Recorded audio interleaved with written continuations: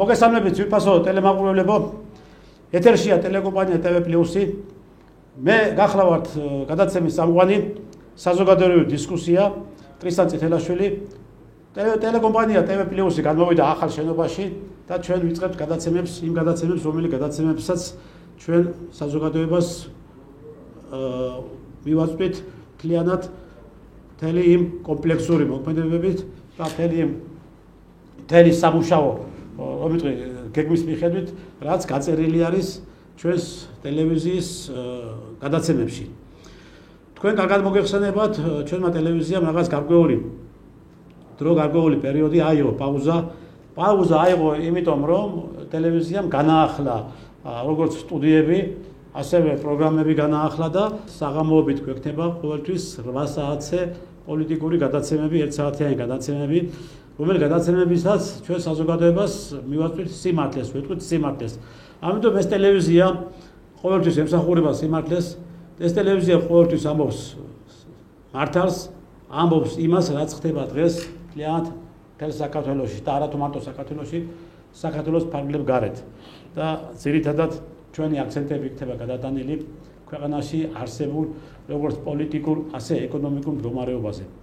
ტელევიზიამ საკმაოდ დიდი ნაბიჯები გადადგა იმასთან დაკავშირებით, რომ მაყურებელი დაინტერესებინა იმ საკითხებით, რომელი საკითხებიც დღეს ჩვენ ტელევიზიაში განიხილება, რომელი თემებით ჩვენ ტელევიზიაში განიხილება. ამიტომ ვიფასო ტელემაყურებლებო, მე მადლობა გინა გითხრათ თქვენ იმისათვის, რომ თქვენ ჩვენ გვიყურებთ და ყოველთვის ხართ იმ სიმართლის გვერდით, რომელიც სიმართლეც ჩვენი ტელეეთერებიდან გადაიცემა და ტელეეკრანებიდან გადაიცემა. რომელიც სიმართლესაც ჩვენი სტუმრები და ის ადამიანები ამბობენ, რომელი ადამიანების დღეს სწორედ ამ მსგავს გადაცემებში ღებულობენ მონაწილეობას. დღეს ჩვენი გადაცემის სტუმარი არის ექსპერტი უსაფრთხოების საკითხებში პოლკოვნიკი ბატონი კოტე ფორჩხიძე. ბატონო კოტე, მოგესალმებით, მადლობთ ჩვენთან მობრძანებისათვის. თქვენ ხშირი სტუმარი ხართ ჩვენი და ეს იმიტომ იმან განაპირობა, რომ თქვენი საერთოდ ანალიზი, თქვენი ის საუბარი, თქვენი ის მთელი ეს ხედვები, რაც კი თქვენ გაგაჩნიათ საზოგადოებასა მიმართებაში და ქვეყანასა მიმართებაში არის საინტერესო. მაყურებლებისთვის არის საინტერესო ჩვენი ქვეყნისთვის და სხვათა შორის დღევანდელი ხელისუფლება თუ მოусმენს თუ რაღაც გარკვეულ საკითხებს გაითვალისწინებს ბატონი კოტეს მოთხრობიდან და ამბობიდან გამომდინარე, პირიქით მათ წააგდება ამ ქვეყანასაც. ამიტომ ვიფასო ხელისუფლება ხანდახან გაითვალისწინეთ ასეთი პროფესიონალი ადამიანების რჩევები და პრაქტიკაში განახორციელეთ ეს იმისათვის, რომ ეს საქმეყანა ჭირდება. ბატონო კოტე, მოგესალმებით. მადლობა მოწვევისთვის. თქვენ როგორც პროფესიონალი და როგორც სპეციალისტი უსაფრთხოების საკითხებში და წლები გაქვთ გამოცდილება, წლების გამოცდილება გაქვთ იმასთან დაკავშირებით, რომ თქვენ ამ სისტემაში მუშაობდით და კარგად გესმით როგორც შიდა საფრთხეები, ისე გარე საფრთხეები. კარგად გესმით ყოველივე ის მთელი აგენტურული ქსელის მოქმედებები, დამაზიანებელი მოქმედებების სახელმწიფოს მიმართ, რაც დღემდე მიმდინარეობს ჩვენ ქვეყანას მიმართებაში. ბატონო კოტე, კვლავ გააქტიურდა საქართველოში აგენტურული ქსელი, რომელი აგენტურული ქსელის პირდაპირ მიზანმიმართულად მოქმედებს ჩვენი ქვეყნის როგორც პოლიტიკის, ეკონომიკის წინააღმდეგ. იმ აგენტურულ ქსელს, რომელი აგენტურული ქსელიც ფაქტიურად მოქმედებდა თავის ძროზე ძალიან კომფორტულად და მას არანაირი ესე იგი არ ქონდა პრობლემები ფინანსურ საკითხებთან დაკავშირებით, საქართველოს ხელისუფლებამ მიიღო კანონი ეს აგენტურასთან დაკავშირებით და ფაქტიურად მათ ეს დაფინანსებები შეუწყათ ისეთი პირდაპირ გადმორიცხვებით და პირდაპირ რაღაც ასეთი ოპერაციების მოქმედებიდან გამომდინარე. მაგრამ როგორც ჩანს ისინი კვლავ საკმაოდ კარგ ფინანსებს ღებულობენ და კარგათაც გრძნობენ თავს და ეკონომიკურად და ფინანსურად მათ არ უჭირთ და ისევ ხელგაშლილად და ისევ მიზანმიმართულად კარგად ფლობენ სიტუაციას და ეს იმას ნიშნავს, რომ მათ სერიოზული ფინანსები გააჩნიათ, ბატონო კოტე. ასევე ეს მთლიანად ეს კომპლექსური აგენტურული ქსელს საქართველოში ყავს კარგი დამცველი და კარგი რომ ვიტყვი დამცველები უпроსტად და კარგი ეს ფარველები, ეს საელჩოები. ხლა ამ აგენტურული ქსელის ესეთი გააქტიურება მე მხედველობაში მყავს. არასამთავრობო ორგანიზაციები რომლებიც ეგრეთ წოდებული ვითომ და მესამე სექტორს უწოდებენ თავიანთავებს და რაღაც გარკვეულ სოციალურ პროგრამებზე და გარკვეულ რაღაც ისეთ პროგრამებზე მუშაობენ, რომელიც პროგრამებს საფუძველს თვითონ ის საქართველოში სიტუაციას დემოკრატიის განვითარებას ახდენენ, ეკონომიკის განვითარებას ახდენენ და სინამდვილეში ისინი საქართველოში ამ მიმართულებებს პირიქით უტყამენ და ანადგურებენ, ხო? ასევე პოლიტიკური პარტიები, რომელი პოლიტიკური პარტიები პირდაპირ ღიად ამბობენ და იმუქრებიან, რომ ჩვენო საქართველოში ხელისუფლება უნდა დავამხოდო. ამბობენ ამას, უნდა დავამხოდო. ამბობენ ეს NGO-ებიც, ხო? და მხარს უჭერს ეს ელჩები, რომლებიც დღეს იღაბ ჩამოხსინები არიან, ასე ვთქვათ და პირდაპირ ვთქვათ, ხო, უცხო ქვეყნის სპეცსამსახურების რეზიდენტურები. ბატონო კოტე, ესე იგი, მოკლედ, ფინანსები კვლავ მოედინება. ისინი კვლავ ესე ხელფეხ გახსნილი მოქმედებენ და რა არის საჭირო იმისათვის რომ ბოლო ეს რაღაც გაურკვეველი და ეს რაღაც ამაზრზენი მათი მოქმედებები ამ ქვეყანაში ერთხელ სამუდამოდ მოხდეს და თამათი ლოკალიზება და არა ესე როგორც ახლა 7 თვე და 5 თვე და ესე იმას ეს ამოკეტეთ ციხეებში ეს არის რაღაცა თამაშობა და თვალებშიც არის გასაგებია ბატონ ტრისტან კიდევ მე მინდა ხაზი გაუსვა ძალიან ბევრ გარემოებას, რომელიც ზუსტად აი ამ ვითარებას განაპირობებს, რაც დღეს საქართველოშია. ხო? იმისათვის რომ ნათელი წარმოდგენა გქონდეს ჩვენს ტელემაყურებელს თუ რასთან აქვს საქმე და რა სტრუქტურები უნდა მუშაობდნენ გამართულად იმისათვის რომ მართონ სიტუაცია ეს მართვადი ქაოსი, ხო? და თავიდან იქნა საცილებული საფრთხეები, რაც შეიძლება მოყვეს აი ვითარებას და შექმნილ სიტუაციას დღესდღეობით. ამაზე ნათელი წარმოდგენა რო გქონდეს, უფრო მცირე ექსკურსი უნდა გავაკეთოთ იმისათვის, რომ ნაკლებ უფრო მარტივად გასაგები გახდეს ჩვენი ტელემაყურებელი. მარტივიანით უნდა ვესაუბროთ, რომ გაიგონ თუ რასთან არის საქმე. მე მინდა თავშივე უთხრა ხელისუფლებას, რომ მარტო კანონმდებლობის შექმნა არ ზღუდავს მათ საქმიანობას, იმიტომ რომ კანონმდებლობაში ყოველთვის რჩება ისეთი შავი ხვრელები, რომელთა გავლას და გვერდისავლას, ხო, დახელოვნებული სპეცსამსახურები, უცხოეთის სპეცსამსახურები ძალიან მარტივად აღწევენ ხოლმე თავს. ამიტომ მე მინდა ურჩიო ხელისუფლებას, რომ გარდა საკანონმდებლო ესეთი მკაცრი ზომებისა, რომლებსაც ის ატარებს და მე ვთვლი, რომ ეს სწორი გადაწყვეტილებები იყო, სწორი კანონმდებლობა იყო მიღებული. აი ამ უცხოეთის ქვეყნებს მე დავარქვევდი უცხო ქვეყნის სპეცსამსახურების რეზიდენტურის ძალებსა და საშუალებებს. სპეცსამსახურების კუთხიდან დანახული ის სიტუაცია დღესდღეობით, ხო, სად არის ამ ასე ვთქვათ, აი ამ ორგანიზაციების მართვის ცენტრები. ჩვენ უნდა გავარკვიოთ, უნდა ვიცოდეს ჩვენმა მაყურებელმა, რომ მათი მართვის ცენტრი მდებარეობს როგორც საქართველოში, ხო? ისევე უცხოეთში. უცხოეთში ეს არის უცხოეთის ქვეყნების სპეცსამსახურების შტაბინები, საიდანაც მოდის შესაბამისი დირექტივები და შემდგომ რეზიდენტურების საშუალებით, ლეგალური რეზიდენტურების საშუალებით, მინდა ვთქვა, საელჩოს გახლავთ ლეგალური რეზიდენტურა, ახორციელებენ ძირგაუნთხრელ საქმიანობას ქვეყნის წინააღმდეგ. საქართველოს ამ შემთხვევაში, კონკრეტულ შემთხვევაში საქართველოს წინააღმდეგ, ხო? და ეს არასამთავრობო სექტორი წარმოადგენს საფარს, მინდა გითხრათ, გარკვეულ ეგრეთ წოდებულ საფარქვეშ მოქცეულ რეზიდენტურას, რომლის მართვაც ფაქტიურად მიმდინარეობს საელჩოების მხრიდან. საელჩოებში ჩვენ უნდა ვიცოდეთ და ჩვენმა ასე ვთქვათ მოსახლეობამ უნდა იცოდეს, რომ საელჩოებში, ყველა საელჩოში გახლავთ შესაბამისად უცხოეთის რამოდენიმე სპეცსამსახურის, ასე ვთქვათ, წარმომადგენლები, რომლებიც დაკავებული არიან საქართველოს ტერიტორიაზე სადაზვერვო საქმიანობით, რაც ნიშნავს ქვეყნის წინააღმდეგ მიმართულ ძირგაუნთხრელ საქმიანობას. გარდა ამისა, ისინი დაკავებული არიან საქართველოს ტერიტორიაზე სხვა ქვეყნების, ასე ვთქვათ, წინააღმდეგ მიმართულ ძირგაუნთხრელი საქმიანობითაც. ამ შემთხვევაში, მაგალითად, თუ ავიღებთ დასავლეთის ქვეყნების სპეცსამსახურებს და მათ რეზიდენტურებს საქართველოში საელჩოების სახით, ისინი პირდაპირ მოქმედებენ გარდა იმისა, რომ საქართველოს წინააღმდეგ აწარმოებენ ძირგაუმთხელ საქმიანობას, მეზობელი ქვეყნების მიმართაც აწარმოებენ ძირგაუმთხელ საქმიანობას. საქართველოს დავაკონკრეტოთ, მეზობელი ქვეყნები, ანუ ესე იგი საქართველოს ეს არის რუსეთი, აზერბაიჯანი. საქართველოს, ახლა ნახეთ, საქართველოს არის ცენტრი, ესე იგი დასავლეთის სპეცსამსახურებს დაუშვათ არა აქვს იმის საშუალება და იმის ფუფუნება, რომ მან რაღაც გარკვეული საგდენი პუნქტი შექმნას რუსეთის ტერიტორიაზე და იქიდან აწარმოოს თავისი სადაზვერვო საქმიანობა და ამისათვის მან შექმნა საქართველოში პლაცდარმი. ამ შექმნა და ეს მძლავრი საელჩოების საიდანაც ესე იგი საქართველოსთან ხდება როგორც რუსეთის ტერიტორიაზე, ასე აზერბაიჯანის, საფრანგეთის და თურქეთის ტერიტორიაზე, აი ეს ძირგამოთხრული საქმიანობა და მათ შორის მათი მოკავშირე ქვეყნების წინააღმდეგაც მინდა გითხრათ, იმიტომ რომ არავის არ ეგონოს, რომ მაგალითად დასავლეთის ქვეყნები ერთმანეთის წინააღმდეგ ძირგაუმთხელ საქმიანობაში, ასე ვთქვათ, შემჩნეულები არ არიან.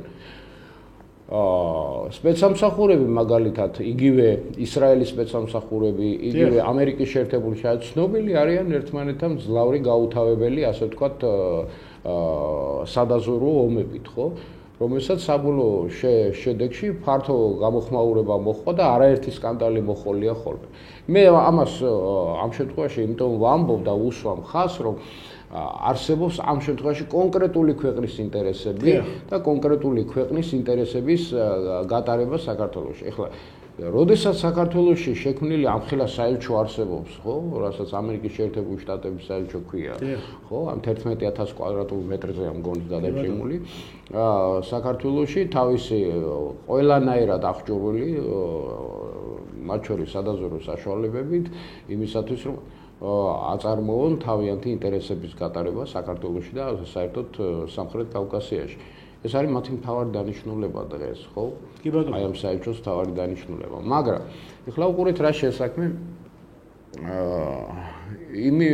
ეს სიტუაცია, რომელიც დღეს არის საქართველოსთან მიმართებაში, ხო?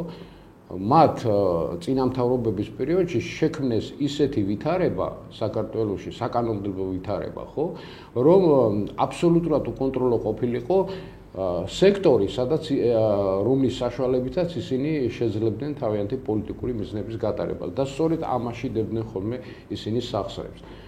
გავიხსენოთ ჩვენ რა რაოდენობის სახსრებია ვინმე შეუძლია დაასახელოს საქართველოში რა რაოდენობის სახსრები ცირკულირებდა არასამთავრობო სექტორის მიმართულებით, ხო? ბუნებრივად ჩნდება შეკითხვა, თუ მე ვარ თქვენი სტრატეგიული პარტნიორი და ამ შემთხვევაში დასავლეთის სტრატეგიული პარტნიორი, მაშინ სტრატეგიული პარტნიორობა ნიშნავს პირველ რიგში ეკონომიკურ თანამშრომლობას, ხო?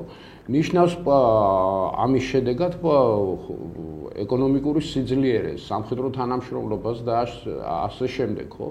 ვინმე შეიძლება თქვას, რომ ჩვენ ხო საქართველოსთან ვაწარმოებდით, ასე ვთქვათ, სამხედრო ტექნიკურ თანამშრომლობას, ამ შემთხვევაში კონკრეტულ შემთხვევაში დასავლეთი და შეერთებული შტატების მხედველობაში, ხო, და ის დახმარებები, რომლებიც მოდიოდა ძირითადად თავდაცვის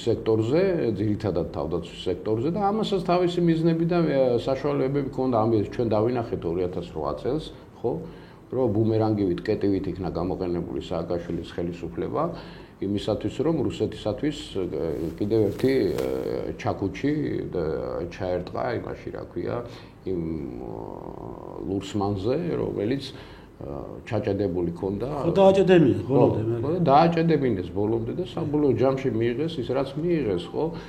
ამიტომ ისინი მოქმედებენ ძალიან პრაგმატულად, ბატონ ტრისთან. პრაგმატიზმი მათ ქმედებაში არის სწორედ სპეცსამსახურების მთავარი, აი როგორ უნდა გავარკვიოთ ჩვენ, რომ ამაში სპეცსამსახურია, პრაგმატიზმი. დიახ. მიზნის მიღწევის კენ მიმართული პრაგმატული ქმედება. რაში გამოიხატებოდა ეს? მათ აირჩიეს კონკრეტულად ორი სექტორი, ერთი არასამთავრობო სექტორი, როგორც გასაძლიერებლად და პოლიტიკურ პარტიების დაფინანსების მათდამი კეთილგანწყობილი პოლიტიკურ მათი ინტერესების გამტარებელი პოლიტიკური პარტიებისათვის ფინანსური უზრუნველყოფის, ასე ვთქვათ, შესაქმნელად აქვე მოიაზრებიან ის გარკვეული ექსპერტები და ექსპერტთა საზოგადოება, რომელიც მათ შეკვეთებს ასრულებდნენ.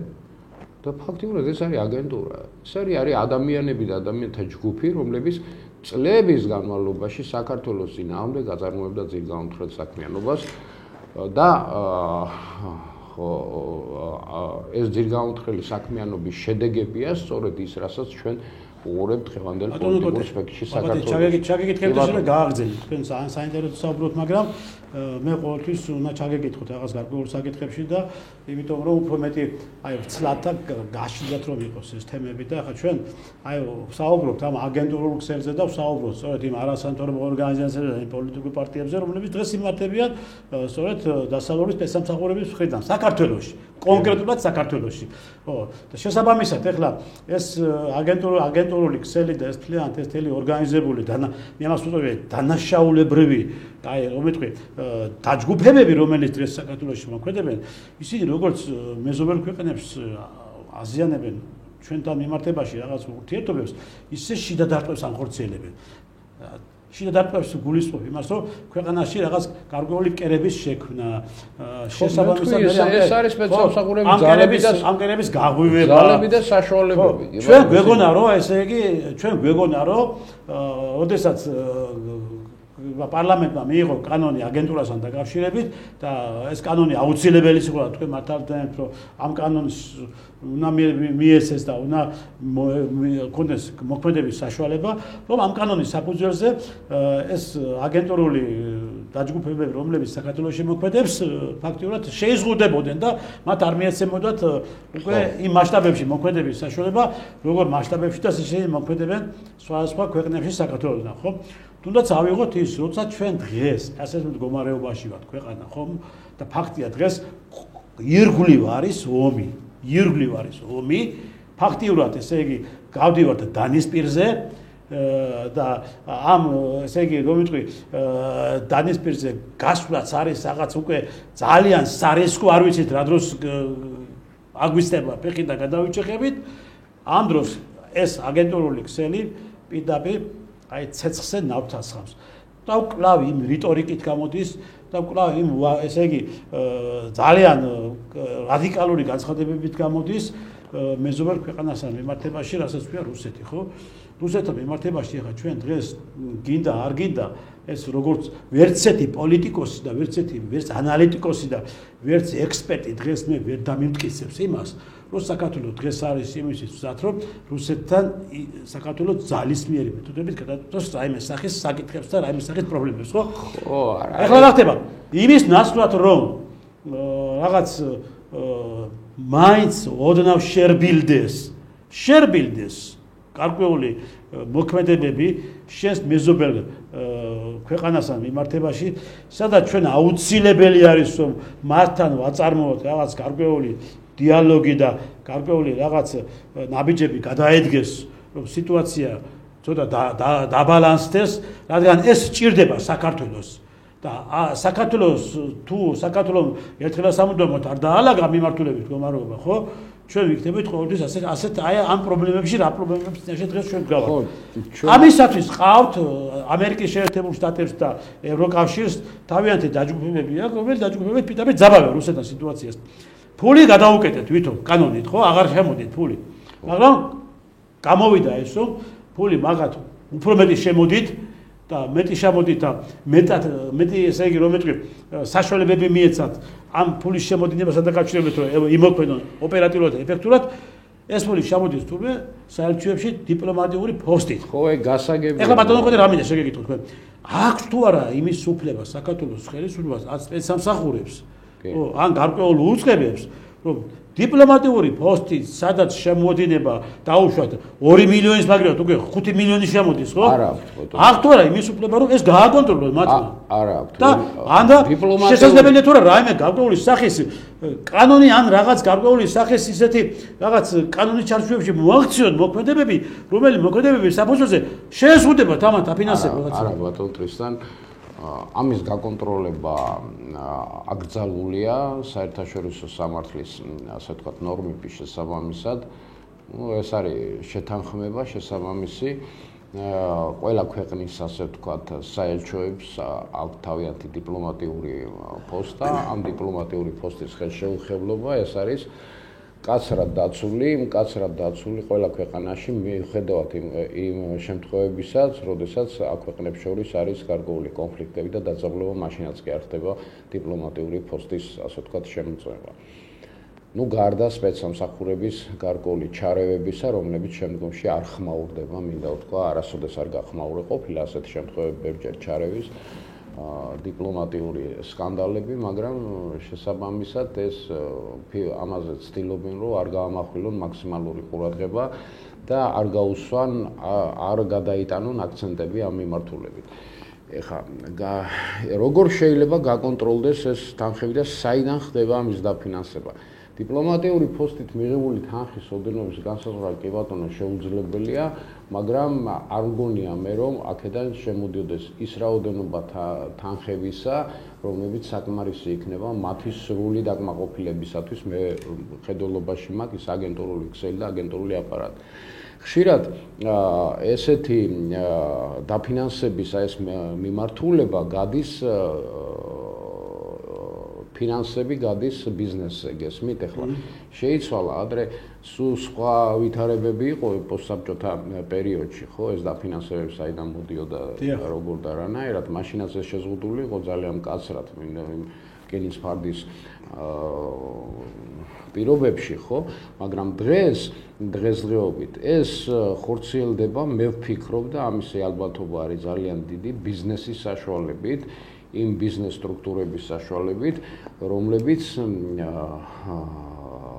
მოიაზრებიან მათ გამტარებას. ამიტომ თქვენ ამბობთ, რომ აი საქართველოში მსხვილი ბიზნესი, რომელიც შემოდის უცხო ქვეყნებიდან ინვესტიციის სახით, აი სწორედ ამ მსხვილი ბიზნესი არის ძირითადი ძალა, მაპატეთ ამ შემთხვევაში საშუალება, ძალა ხალხია, ეს არასამთავრობო სექტორია, საშუალებაა ზუსტად იმისათვის, რომ აი ამ ბიზნესებისგან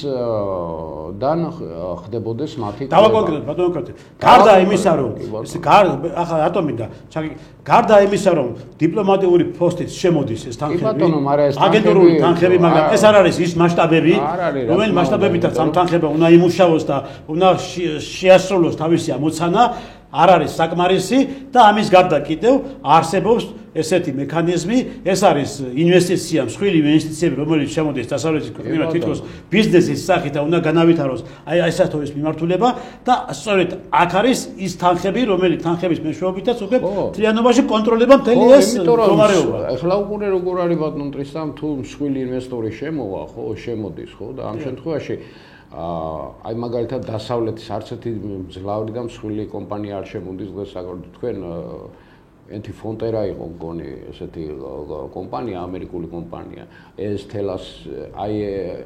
თელასი იყო ადრე ამერიკული კომპანია, ხო, რომლებიც გავიდნენ საქართველოსდან და არადიან და ისინი ზუსტად მათ გააკეთეს აქცენტები რა შექმნეს თავიანთი ბიზნეს ესეთი რა ქვია ლობები საქართველოში, ვისაც ისინი ლობირებდნენ, ვისაც ისინი აძლევდნენ იმის საშუალებას, რომ უცხოური ბანკებიდან მათ მიიღოთ შესაბამისი ასე ვთქვათ თანხები, იმისათვის რომ ბიზნესი აეწყოთ საქართველოში. ხო და მათ ეს შეძლეს გარკვეული დრამას და გარკვეული წლები ჭირდებოდა ამ წლების განმავლობაში მათ მოამზადეს ფაქტიურად და ესენი გახლავან ეს ბიზნესმენების გახლავან ის გავლენის აგენტები მინდა გითხრათ ბატონებო, იმიტომ რომ ისინი გახლავან ძირითადი საშუალება იმისათვის რომ იმ ძალამ რომელსაც ისინი გამოიყენებენ და იმ ძალაში რომელსაც ისინი ჩადებენ ფულს მიაღწიონ იმ შედეგს რაც ჭირდება უცხოეთის ქვეყნების ინტერესების გატარებას საქართველოში. ასეთი ბიზნესები, მსხვილი ბიზნესები ძალიან ბევრია. აი სწორედ ეს გახლავთ თავარი, აი უყურეთ როგორ განვითარდა მოვლენები, ამას მივაქციოთ ჩვენ ყურადღება. კეზერაშვილის ვარიანტი ავიღოთ. ხო? ადამიანი როგორ მოხდა მისთვის ასე ვთქვათ თანხებისა და ფულის მიწოდება და იგივე ნაციონალური მოძრაობისათვის ფულის მიწოდება. 6 მილიარდამდე სამხედრო ეს დახმარება, სამხედრო დახმარება 6 მილიარდამდე დახმარება საქართველოსთვის ამერიკის შეერთებულმა შტატებმა გაიღო გარკვეული პროგრამების სახით და ჩაიდო ეს ბიუჯეტში, ხო? ეს მოდიოდა წლების განმავლობაში, ხა იქ იყო მილენიუმის პროგრამა, იქ იყო სხვა პროგრამები კიდე, ხო? მაგრამ ეს სახელმწიფო საკმარდებოდა. მაცალეთ ბატონტესთან მივალ მაქამდეც. ეს თანხები რო იდებოდა იმაში ბიუჯეტში, ხო, მე ბიუჯეტიდან ამ თანხების გადინება ხდებოდა იმ ადამიანებზე, იმ სტრუქტურებზე და იმ სტრუქტურის ხელმძღვანელებზე, ვინც ამაში, ასე ვთქვათ, პირველი სკრიპკა იყო. კერძოდ ეს იყო ირაკლი ოქროაშვილი, თავდაცვის მინისტრი, ხო, რომელმაც არაფრისაგან მიიღო და მისი ქონება დაახლოებით 250 მილიონამდე თუ 200 მილიონამდე, ასე ვთქვათ, არის შეფასებული აქტივები, ხო? შემდგომ გენერალური შტაბის ხელმძღვანელები, რომლებსაც არაფერი არ ჰქონდათ და დღეს რაღაცა ესე რა თავიანთი საკუთარი ბიზნესები აქვს. მე შემდგომ ამისა და თავდაცვის მინისტრი კეზერაშვილი, რომელსაც ძალიან დიდი მადა, იმიტომ რომ მას ფაქტიურად ომის პირობებში მოუწია და საქმიანობა და ამით უფრო ამ დაძაბულობის პირობებში უფრო მეტი თანხები იქნა ათვისებული მათ მიერ, ხო? მათ ამით მოაწყვეს ბიზნესები ამ ფულით და ეს ბიზნესები მოაწყვეს საქართველოში, მინდა გითხრათ. რამდენია კეზერაშვილის ბიზნესი დღეს საქართველოში, ხო? ლატარიის კომპანიებიდან და რაღაცებიდან დაწყებული იქ გალფებით და ლუკოილებით და რაღაცებით დამთავრებული და რაღაცები, ხო? ეს ესე ხდება საერთოდ. ესეთი მსხვილი ბიზნესები, იქ კოკაკოლაც ავიღოთ რა. რატომ მონაწილეობს აქტიურად? ხა გიჟია კოკაკოლას ისე რა ქვია, დირექტორი ეს ჭყონია, რომ აფინანსებს რეკლამებით და იმეებით, ეს დაფინანსება, არაპირდაპირ დაფინანსების საშუალება, რომ ეს ტელევიზიაში რეკლამა მიგაგ, ხო? და კოკაკოლის რეკლამას გიწარმოებს და ამაში შენ უხდი ფულს. და კაცმა არის ის რამდენს უხდის, ხო? წუნჩეს ძალიან დიდი თანხებია ტელევიზიაში. ეხლა თქვენ ტელევიზიაში ხარ და იცით რეკლამის აი წუთი რა გდება. დაუშვათ 1 მილიონი მეცა ჭყონიან, ხო ბატონო? და ისა გაუშვდა კითხები, რატო შენ ამას 1 მილიონს ამის რეკლამა. ის გეტყვის, მე ასე მიღირს, ეს და ასე მინდა. ასე მინდა მიღირს და ეხლა რა მინდა გითხრათ, ნახეთ თქვენ რა კარგად თქვით ახლა ყველაფერი და კარგად რა რეალურად მივედით იქ ასე იგი რაც ჩვენმა მაყურებელმა უნდა იცოდეს. ანუ ის ადამიანები სააკაშვილის დროს, რომლებიც იყვნენ თანამდებობებზე, მინისტრები, ეს გენერალური შტაბის უფროსები, რომლებიც დღეს ციხეში უნდა იძენ და საჭეს უნდა ეხტიდნენ. ის თანხები, რომელიც თანხებს თქვენ დაასახელეთ ამერიკის შეერთებულ შტატებში, დღემდე გვაყვედრის, რომ ჩვენ ამ თანხებს ვახმარდით საქართველოს და საქართველოს მოსახლეობას, თურმე ისინი ამ თანხებს ახმარდნენ შემდგომ პოზიციაზე, როდესაც გადავიდნენ ეს მინისტრები და გენერალური შტაბის უფროსები და ფაქტიურად ჩამოცილდებოდნენ უკვე ხელისუფლებას, შესაბამისად შემდგომ ამათი მეშვეობით უნდა მომხდარიყო ამ აგენტურული ქსელის დაფინანსება მათი ბიზნესიდან გამომდინარე. აი ძალიან კარგად ესე იგი თქვენ ახლა ეს არის ჩვეულებრივი სქემა. ეს არის ჩვეულებრივი სქემა, აპრობირებული სქემა მოქმედებისა, ჰიბრიდული ომის წარმოებისა და სპეცსამსახურების, ასე ვთქვათ, საქმიანობა ძილგამომთხრელი გახლავთ ჰიბრიდული ომის ნაწილი. იმ ქვეყნებიდან. საქართველოს წინააღმდეგ მიმდინარეობს დღეს ჰიბრიდული ომი და ამ ჰიბრიდულ ომს საქართველოში აწარმოებს ჩვენ უწარმოებენ მარტო რუსეთი წარმოგვიდგენია. რუსეთს თავის ინტერესები აქვს საქართველოში გასაგებია და კავკასიაში. იგივე თურქეთი თავის ბიზნეს აი ამ სტრუქტურების შემოსვლით და როგორ დაიკავეს, როგორ ხდება ამის თურქეთიზაცია მიდის ბათუმში. არა თუ მარტო ბათუმში, წამოვიდა უკვე თბილისში. თბილისში აგე პლეხანოვზე გაიარეთ. გამდგომარეობა აგე პლეხანოვზე, კაცო. ხო, გაიარეთ. ქუჩები არის გადაკეტილი ბატონო, ვერ შევხვალ, ვერსად. ხო. მიმდინარეობს ქვეყნის პაკისტანიზაცია კიდევ დამატებით, ხო? ეს პაკისტანელები ახლა როგორ ჯგუფ-ჯგუფად და იმათ ყალიბდებიან დღეს საქართველოში, ხო? გარკვეულ ტერიტორიებს მოინიშნავენ, მე იქ რაღაც ბიზნეს საქმიანობას იწყებენ. ესე ხდება ჩვეულებრივი დაფინანსების სქემაა, ბატონო.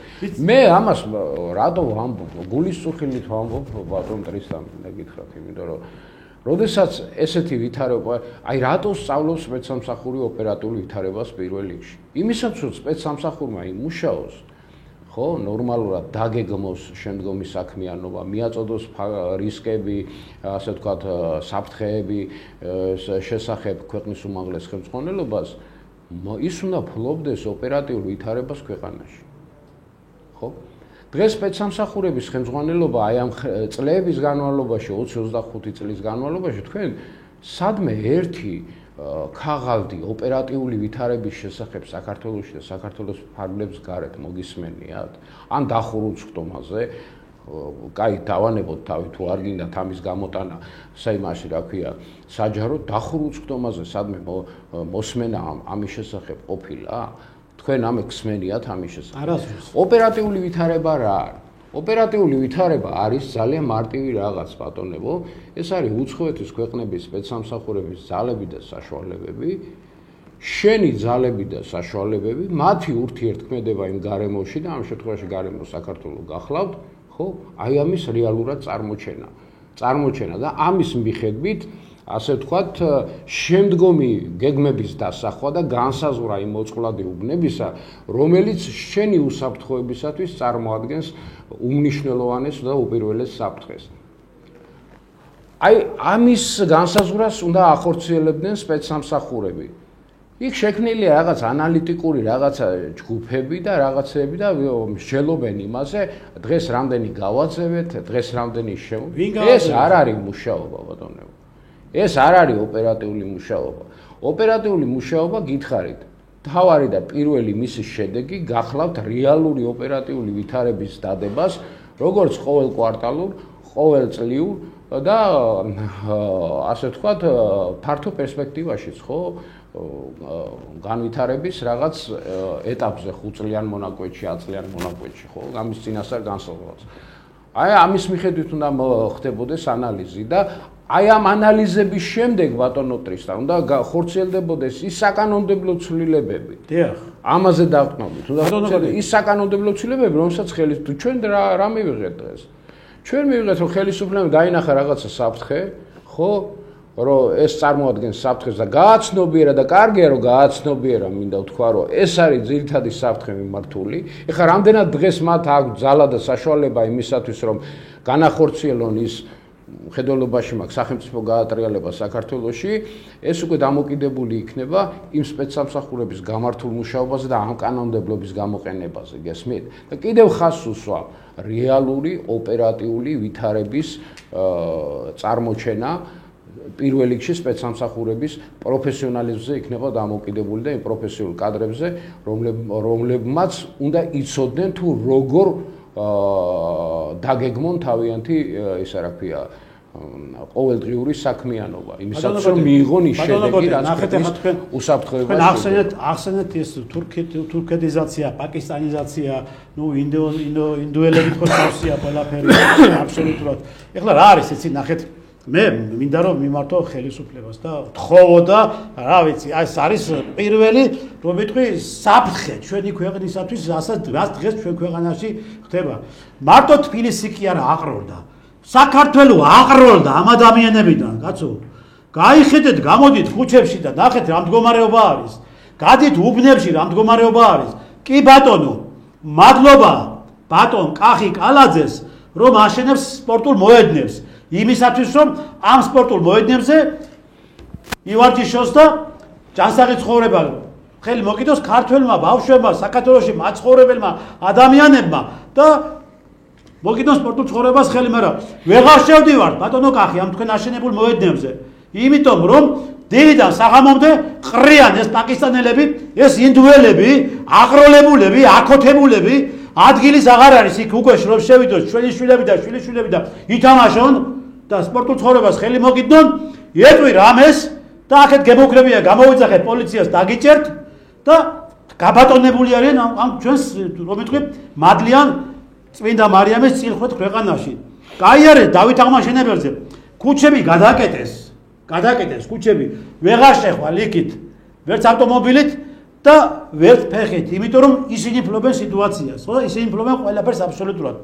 რაიმე რაღაცა დღესასწაულები არის და იქ მანქანით ვეღარ გაივლი. გადაკეტავენ ამ ქუჩებს თავიდან ბოლომდე და გიქმნიან პრობლემებს. ბოლო-ბოლო რა გინდათ ეხლა თქვენ ვერ გავიგე მე? და ჩვენ მართლა გამოვიდეთ მთელი საქართველოს ქუჩაში და დავიწყოთ ახლა ჩვენ მაგათა მიმართებაში თვითონ პიროვნულად და საერთოდ ორგანიზებულად მაგათი დეპორტაციები? ბატონ ტრისტან. აი თუ თვაპატიეთ და უნაისოა ზამგედა. ჩვენ მაგას გავაკეთებთ, იცოდე? ეგ უნდა გავაკეთებთ მაგას ჩვენ ქართველი ხალხი გამოვართ ქუჩაში და ყველას მაგათ ჩამოულით. აი ესე მეშოკებში მოუკრათ თავს და გადავყრით იქით საზღვრებზე იქით, საიდანაც ჩამოეცრეთ მაგეთი, ხო? ამიტომ მიხედეთ რა. არ არის ის 10 კაცის დეპორტაციას აკეთებთ და 200 კაცის ჩამოდის. გადით აეროპორტში რა ხდება ბატონო გოდი, გაგიჟდები. აეროპორტში ვეღარ ნახავ, თეთრ სახეს, ქართულ სახეს ვეღარ ნახავ. არის უყალა ჩადრიანი ხალხი, არის ეს ჭუჭყიანი სკამზე ვერ დამჯარო აეროპორტში იმისათვის რომ ისა რა ქვია 3 საათიდან 2 საათზე მიხვიდო და დაელოდო რეგისტრაციას აიბათ. ყველგან მაგენი არიან წამოწოლილები, წამოპლაკულები, ყველგან მაგენი ყარან, აყროლებულები, ფეხს მაგენი არიბანენ, ხელს მაგენი არიბანენ, პირს მაგენი არიბანენ, საჭერს საჭამენ კიდო რაში ხარშავენ, რას აკეთებენ, გაგიჟდებით რო ნახოთ, რას დაამძავსეთ ეს ქვეყანა კაცო? რას გაამძავსეთ? უბორნიათ აქციეთ, მაგათ უბორნიათ ეს ქვეყანა? შეიძლება ასე? მიხედეთ ამ ურჯულიებს, ამ მართლაც გარყვნილ და გათახსინებულ ადამიანებს. ღამე კიდო გამოხვალ ბატონო კოტე ნებისმიერ სკვერში და ეს ინდუელები ერთმანეთს არიან ძაღლებივით გადაბმული, გაიგე? და არის ერთი ამბავი და ერთი ორონტრიალი და ბავშვი და მეუღლე და შვილი და შვილიშვილი ვერ გამოსულა ქუჩაში სასეირნოდ. აი ამ ნაგავების გამო გაიტანეთ ეს ნაგავი. თუ ჩვენ გავიტანთ ამ ნაგავს და ისე გავიტანთ ამ ნაგავს, ხო? მე იცოდეთ ვერასდროს თქვენ აბსოლუტურად ვერ დაიმსახურებთ საქართველოს მოსახლეობის ნდობას. ჯობია თქვენ თვითონ მიხედოთ ამას, მანამ სანამ ჩვენ არ გაგვიკეთებიეს და აი ეს სწორედ ესენი არიან ბატონო კოტე. ნახეთ ესენი არიან. ვიღაცა სად არის? ქართველი კაცი არის ქართველი ადამიანი არის საქართველოში. მამაკაცები არიან და ციხეებში გაუშვეს. ოჯახური ძალადობის გამო, გაიგე? გააქციეთ ქვეყნიდან მამაკაცები. სამსახურების კუთხით შევხედოთ ახლა. აი ესეთი მიგრაცია, როდესაც ხდება, ხო? ამ შემთხვევაში სპეცსამსახურების მუშაობა, კონტრსადაზვერო ორგანოების მუშაობა უნდა იყოს მიმართული ზუსტად აი ამ სეგმენტის შიგნით აგენტურული ოპერატიული საქმიანობისათვის. გესმით? რატო?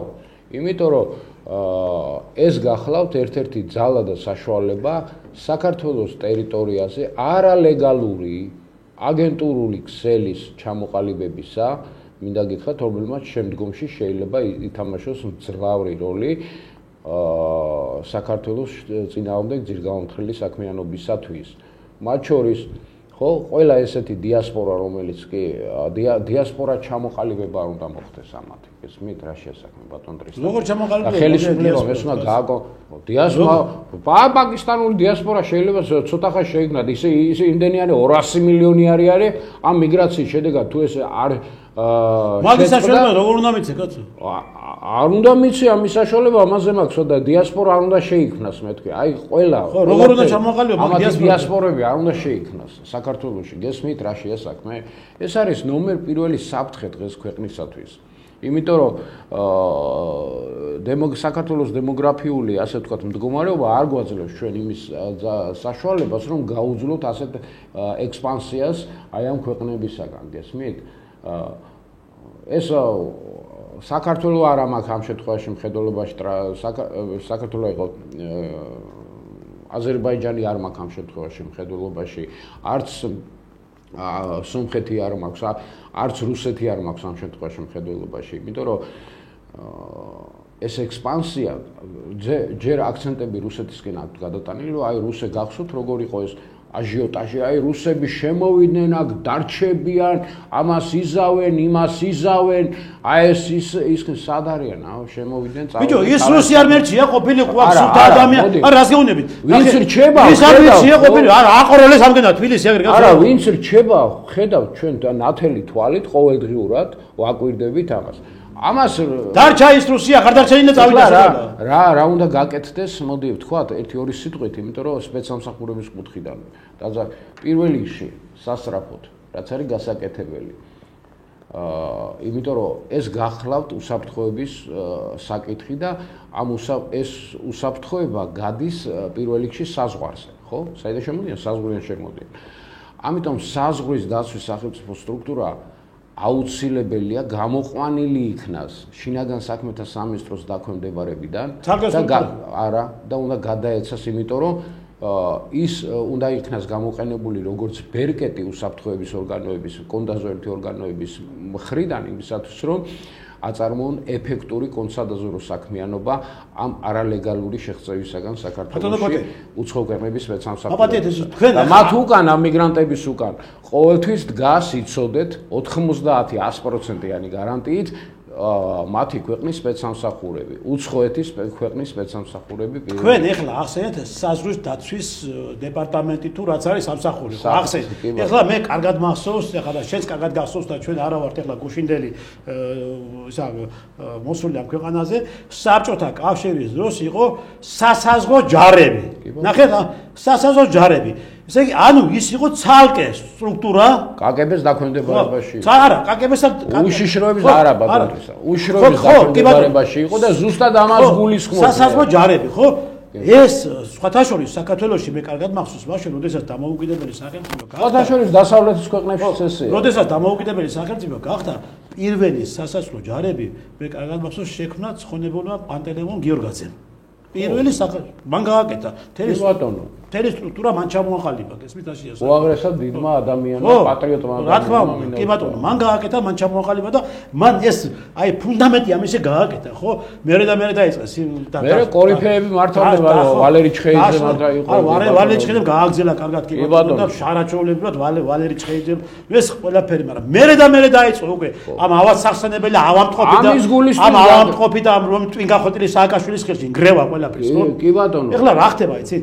ეხლა გვიძახი რომ მოდი ეხლა მე ვეკითხები და მინდა მიმართო აი კი ბატონო თქვენ ხართ არასამთავრობო ორგანიზაციები და თქვენ გული შევტკივა საქართველოზე. გული ვტკივათ საქართველოზე და ეძახეთ რომ აი საქართველოს ჩვენ ყოველთვის გვერდში დაუდგებით და მზათა ვართ საქართველოს დათვის თავის შემწირები, რასი თავის შემწირები ხართ თქვენ კუანებო თქვენ, რისი თავის შემწირები ხართ, თქვენი ცხოვრება ვერ გაგიგიათ და თქვენი ის ვერ გაგიგიათ. წარმომავლობა, ვინა ხართ, ქალი ხართ, კაცი ხართ, ხეცი ხართ, ნადირი ხართ, ეს ვერ გაგიგიათ თქვენ გაიგეთ და რომელი თავის შემწირავი თქვენ ხართ, პირველი გამცემი თქვენ ხართ. გამოდით ახლა და რატო არ ყვირი ხართ ამ იმაზე რაღაცა ქვია ამ პაკისტანელებსა და ამ ინდუელებს და იმაზე. იცახეთ რომ აი რუსეთი ოკუპანტია, ბიჭო მეტი რა ოკუპირება რა გაგინა ამ ქვეყნის აგერ დაიპყრო საქართველოს უკვე თერმა ამ რაღაცა უბედურობის წარმომავლობის ადამიანებმა ხო აგიყროლეს თენი თბილისი გაიგე ლამის სახლებში შემოგივარდებიან გაიგე ხო და თქვენ მოგინებში აღმოჩნდებიან მით უმეტეს ეს თქვენთვის არ იქნება უმხერხული იმიტომ რომ თქვენ მიჩეულები ხართ მით უმეტეს გარკვეული სეგმენტი უკვე ათვისებულია ეკონომიკური სეგმენტები ხო და გამოდით ახლა და იყვირეთ რატო არ ამბობთ ამაზე რატომ არ აპროტესტებთ იმას რომ მთელი საქართველოს წაიღო ამ უჯიშუებმა და ამ ურჯულებმა და აკოთებულმა ხალხმა თბილისი კიდევ არაფერი არ არის ბატონო კოდი სოფლებში რეგიონებში საასკი ქართველი ხალხი დაცალეს და წავიდნენ მათ მაიყიდეს ეს მიწები კაცო რატო ხდება ამ მიწების გასხვისება ამ ადამიანებზე გამაგებიათ ერთი ეს არის ძალიან საშინელი მდგომარეობა კატასტროფის წინაშე ვართ ხალხო ქართველი ხალხი ძალიან მალე აღარ ვიქნებით ქვეყანაში იცოდეთ და მოვლენს სხვები და მოსულები არიან უკვე მოდიან უკვე მოვიდიან უკვე მოგვიახლოთ და ძალიან ახლოს საქართველოს მუსულმანი და ეს რუსები თქვენ სანატრელი გაგიხდებათ ეს რუსები გაიგე მე ბატონ ტრისტან არსებობდა ესეთი გეგმა თავის დროზე საქართველოს მუსულმანიზაციის გეგმა ეს საუკუნეების განმავლობაში ესე იყო ხო და ამ გეგმის გარკვეული ნაწილი დღესაც მოქმედია მინდა გითხრათ რა აი ამ მიმართებაში სურათი იცვლება ძალიან მოდი რა პირდაპირ თქვათ სიმართლე ხა მე ქართველ მუსლიმებთან საერთო აფეია მაგ ისინი ჩვენი სისხლი და ხორცი არიან და ნაწილიანი არიან მაგ უცხოტომელებზე მაგ მაგრამ საერთოდ ჩვენ მუსულმანებთან და იმასთან არ საქართველოს ხელოვნური მუსლიმანიზაციის გეგმა არსებობს დღესდღეობით და ეს გეგმა წარმოადგენს უცხოეთის ქვეყნების ასე ვთქვათ რატომ იცით აი უყურე როგორი სიტუაცია იქნება შეიქმნება მუსლიმური ასე ვთქვათ დიდი თურანის გეგმა თურქეთს გესმით და ეს დიდი თურანის ფარგლებში საქართველოს არის აი როგორც ის გაეჭედებათ ახლა ფხა კისერში და კაროჩ გაჩხერილი ფხა დღესდღეობით აი ამის საკითხის გადაწყვეტა არის უმნიშვნელოვანესი ამოცანა და მათ შორის ჩვენ უგონია რომ აზერბაიჯანი ჩვენი სტრატეგიული მეგობარი ასე ვთქვათ ამ შემთხვევაში მოქმედებს იმისათვის რომ არიქა ყველა ქვეყნის სპეცსამსახური რომელიც კი საქართველოს ტერიტორიაზე საქმიანობს თავისი ქვეყნის პირადი ინტერესებიდან გამომდინარე. ეს უნდა გავაცნობიეროთ ყველამ. შეიძლება არსებობდეს ორი მეგობარი ქვეყანა, მაგრამ არ არსებობს ორი მეგობარი სპეცსამსახური და ამის ნათელი მაგალითები ძალიან ბევრია დღესდღეობით, ხო? ამის დანახვაც უნდა შეგვეძლოს ჩვენ და ამის აღიარებაც უნდა შეგვეძლოს ჩვენ, მას რა ქვია, ქართველებს რა, საბოლოო ჯამში და ბოლო ამ ხელა სპეცსამსახურები გვაქვს შექმნილი და საქართველოს სირცხვილია იმისათვის, რომ საქართველოს სპეცსამსახური იყოს ისე დაკნინებულ მდგომარეობაში, რა დაკნინებულ მდგომარეობაში დღეს ის არსებობს. მარტო საბჭოთა იმპერიის პერიოდს თუ გაიხსენებთ, ლავრენტი ბერიას სახელი და იმ ადამიანების სახელები, ვინც რუსეთის ასე ვთქვათ, საბჭოთა სპეცსამსახურების ჩამოყალიბებაში მიიღო მონაწილეობა, ძალიან დიდი წვლილი იქნა შეტანილი რა. და ჩვენ ქართველებს საერთოდ ეს ინსტიტუტი მოგდებს ჯერ კიდევ დავით აღმაშენებლის პერიოდიდან და ვიცით და გენებში გვაქვს როგორ ვაწარმოოთ ეს საქმიანობა. არაერთი ქართველი მზვერავი ყოფილა ძალიან დიდი, ასე ვთქვათ, კორიფეები. გესმით, რომელთა სახელი და გვარი ფართო საზოგადოებისათვის დღეს უცნობია და აღიარებული მსოფლიოში მინდა გითხრათ რა. ამიტომ ჩვენ უნდა ვიზრუნოთ ამაზე. პირველ რიგში უნდა ვიზრუნოთ სპეცსამსახურების გაძლიერებაზე საქართველოში, ხო? ძალიან ცუდი მდგომარეობაა, მეგობრებო. ის რაც დღეს ხდება, ამას სპეცსამსახური არ ქვია, ბატონებო. რამდენიც არ უნდა იძახოთ, რომ აი დღეს დავაკავეთ აქ-იქ ამოვიღეთ ის, არა. სპეცსამსახური არის კონტრსადაზვერო საქმიანობა. კონტრსადაზვერო საქმიანობა თუ ქვეყანაში არ არის თავის სიმაღლეზე, მათ შორის სამხედრო კონტრსადაზვერის მიმართულებითაც ჩათვალეთ, რომ ზუსტად აი ესეთი არასამთავრობო სექტორები გეყოლებათ ქვეყანაში, ისეთივე ძირგაუნთხელ საქმიანობას აწარმოებენ შემოსული მიგრანტები საქართველოში და ცოტა ხანში საერთოდ შეიძლება ჩვენგან აღარაფერი აღარ დარჩეს. ეხლა მე არ შემიძლია რა ვთქვა და იმიტომ რომ მე პასუხი უნდა გავცე იმ ადამიანს, რომელი ადამიანის დღეს მართლაც ადამიანები და მე პოლიტიკური პარტიის ლიდერები ვყავს ხედულობაში, ოპოზიციური, ეგრეთ წოდებული ოპოზიციური პოლიტიკური პარტიის ლიდერები ხედულობაში, ხალხს უატყუილებთ, ბიჭო, ხალხს, გაიგე, აშია საქმე, თქვენ, აი, ეხლა რომ გაიქეცეთ კიდე და 7 თვე რომ დაჯექით ციხეში. ეს თქვენ გინდოდათ, გაიგეთ თუ არა? ბიზნა ივანიშვილს კი არ უნდოდა, იმას კი არ უნდოდა. ეს თქვენ გინდოდათ, რომ წასულიყავით ციხეში, დამდარიყავით, იმიტომ რომ თქვენ ამით თქვენ იმ მილიონებს აპრავებთ, მილიარდებს, რომელიც უცხოეთიდან დააღაფინანსეს და შეჭამეთ, გაიგეთ და მე ახლა გამოყვალთ უკვე აი როგორიც იცი, აი წამებულის როლში, აი ჩვენ ციხეებსაც კი ვიჯექით, ეს თქვენ გინდოდათ. მე მინდა თქვენ, აი თქვენ კი მინდა გითხრათ, გაიგეთ, ტვინ გახვერეტილებო, თქვენ არ ამზადებო, არა ქართველებო. მე მინდა იმ ქუჩა მოწანწალე მესვისტოკე შაპიტო ხაბეიშვილო, გაიგე, მარტა ხო გაგი, ეგ დინგი და ეგ ღრანჭი ხო მოგამტრიეს. ეხლა მე მოგამტრე, ვიცოდე, გაიგე, თუ ენას არ დააჭერ კბილებს, გაიგე. გამოდი ხარ იქ ინგა გრიგოლიასა და ჩემზე ჭორაო, ფიქშე გათახსირებულა კაცო. ჩემზე ჭორაობ, რომ წითელაშვილი აი ახლა ერთი კვირის უკან გამოვიდა და ჩემზე ჭორაობს, რომ წითელაშვილიო რუსეთის აგენტი არისო, გაიგე? ხო და გრიგოლიასა, ეს გრიგოლია კიდე ეს უსინდისო ქალი, არამწყვლია. თუ მიმიფურთხებია ინგა შენი ქალობისთვის, გაიგე, რომ მაგ იმაში აღმოჩი, გაუკვეველ წარმომავლობის ადამიანებში გამოჩი. შენ შაპიტო, ტვინ გახვეტილო, ხაბეიშვილო, იცი, ისეს მოგამტრე. კისეს მოგამტრე, ბიჭო, ჩემს სენებას დავი დაანებე და ჩემ იმას რაღაცა საკითხს ჭორაობა, ჩემზე ჭორაობა, თუ რამე სათქმელი გაქვს, ხო? მოდი და შევხვდი, თუ ვაში კაცი ხარ, ერთი და მესაუბრე, გაიგე და ერთი დამემტკიცე, მე ვინმისი აგენტი არის.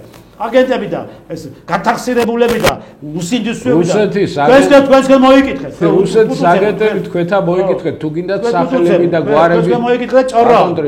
თუ უნდათ სახელებით, გვარებით, კლიჩკებით და ასეთი კარტოტეკები რომ არის შევსილი, გაიგე და ზედმეტ სახელები რომ არის. კარტოტეკებით, ხო, საკუთარი იმაში, რა ქვია, იქ სტრუქტურაში მოიკითხონ, საკუთარ სტრუქტურაში, ვასილიჩები და ვიღაცები რო ყავთ იქ კიდე. კი ბატონო. და რუსული პასპორტები ზოდაიერებია. ხო, და იქ ზოგიერთები გენერლები მოიკითხონ კიდე თავიანთი იქ, კაროჩე, და მე სხვაზე ილაპარაკონ რა. იმიტომ მე კონდაზვერის სტრუქტურაში ნამუშევარი ვარ სამხედრო სკლეროზი ჯერ არ დამართია, მთელი მათი პირადი საქმეები ჩემ ხელში გადიოდა თავის დროზე. თავდაცვის სამინისტროს ცენტრალურ აპარატს ემსახურებოდა. მე ბატონ არ დაგავიწყდეთ 13 წლის განმავლობაში. ბატონ კოტეს მე შემდგომ გთხოვდა, არ ვიცი ახლა ეს გადადათქვა რაიმდაბის და მე მგონი რომ ახლა ეს ჩამოყალიბებული ხო, ეს ისე ცნობისათვის რა. შომელი არის და ალბათ მართლაც მოვა იზო რომ ამ ტელეეთერებიდან გაჟღერდება თქვენი ნომრებიც, გაიგეთ თქვენი ზედმეტის სახელებით, თუ ჭკუით არ გაჩერდებით. მე სამსახურიან კი გამომაგდეს, მაგრამ ტვინი კი არ მომაცალეს და ეს რა ქვია, მახსოვრობა კი არ მომიღეს ტვინიდან. ასე რომ ჭკუით იყავით, ჭკუით მოიკეთეთ.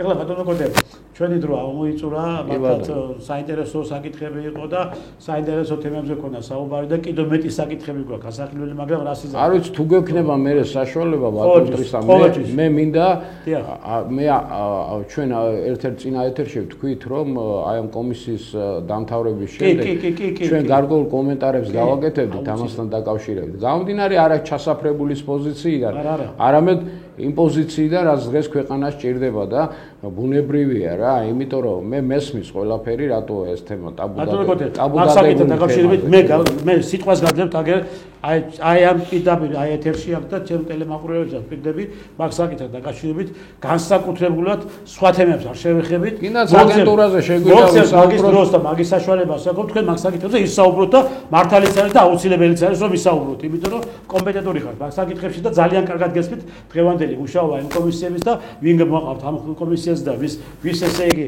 რა ზღაპრებს და რა იმას ასე მაშობია ალაპარაკებენ ამაზე თქვენ ისაუბრეთ მაგის საშუალებას მოგეცემათ ჩვენ ძვირფასო ტელემოყრებო ძვირფასო საზოგადოება ძვირფასო ხელისუფლებაო რომელი ხელისუფლებას დღეს არის ამ ქვეყნის პატრონი და ხალხის მიერ არჩეული ხალხს მოусმინეთ ხალხთან დადებით და ხალხთან იყავით და ხალხის ტკივილი ის ტკივილი თქვენ თვითონაც იგრძელით შენი გვერდში დგომის გაჭირებს და ტკივილს თუ ვერ იგზნო ხო ისე ვერანაირად შენ ამ ცხოვრებაში წინ ვერ წახვალ და ვერანაირად შენ ჭრილობას ვერ მეიშუშებ იმიტომ რომ შენ იმისი არ ტკივა ამიტომ საქართველოს დღეს ტკივა საქართველოს დღეს არის ძალიან ცუდ მდგომარეობაში დაჭრილია დღეს საქართველოს და ეს ჭრილობა უნდა მოუშუშოთ ეს ადამიანები უნდა მოვაცილოთ აქედან როგორც გარეული მტრები ისე შინაური მტრები გავწვინოთ ეს ქვეყანა ერთხელ და სამუდამოდ კაცო რა დაგვემართა რა ვჭის ვერ გავიგე ცოტა ხანში უფრო ვითარება რა არის იმის პრობლემა რომ თქვენ ამას ვერ აკეთებთ